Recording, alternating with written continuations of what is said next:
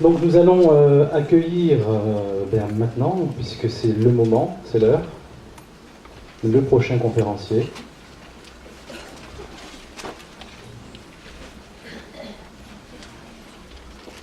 C'est bon pour le... Alors...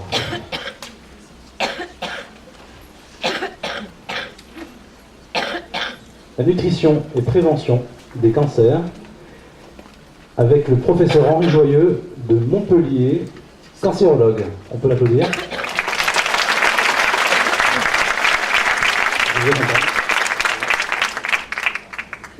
Voilà le micro. 25 minutes. Okay. Eh bien, bonjour à tous et à toutes. Donc, j'ai 25 minutes pour vous dire quelque chose qu'il faudrait dire en plusieurs heures. Donc, nous allons essayer d'être bref et convaincant. Si je pose la question « Qui veut avoir un cancer ?», je pense qu'il n'y a pas grand monde qui va lever la main.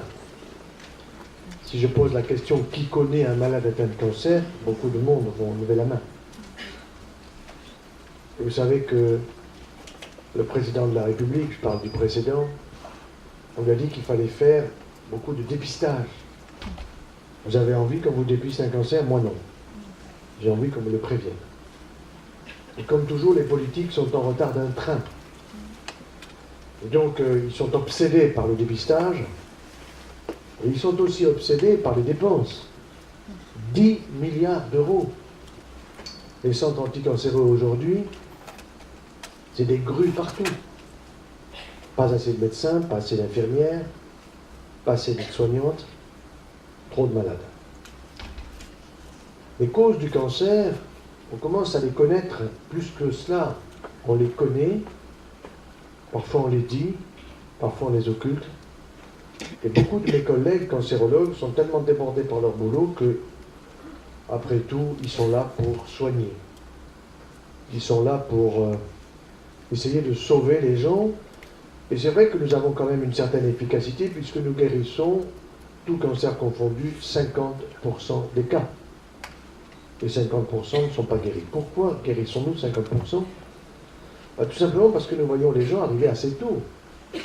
Quand vous voyez un cancer du col de l'utérus au stade 1, vous allez le guérir, pas de problème. Stade 3, 20% de guérison. Quand vous voyez un cancer du côlon, T4N+, ça veut dire volumineuse tumeur avec des ganglions atteints, 15% de guérison. Comme vous le voyez au début, hier une malade de 86 ans, cancer du rectum, est-ce qu'il faut l'opérer? C'est un T2.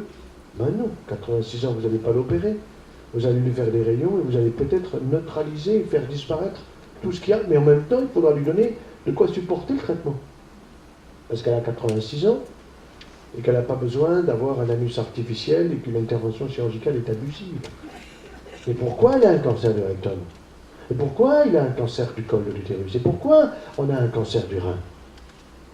Et aujourd'hui, nous avons le maximum de réponses. Et toute la science de la nutrition est certainement celle qui avance le plus vite dans le domaine justement de la prévention. On sait maintenant que pratiquement 1 cas sur 2 de cancer est lié à de mauvaises habitudes alimentaires. Ces mauvaises habitudes alimentaires, elles sont très simples.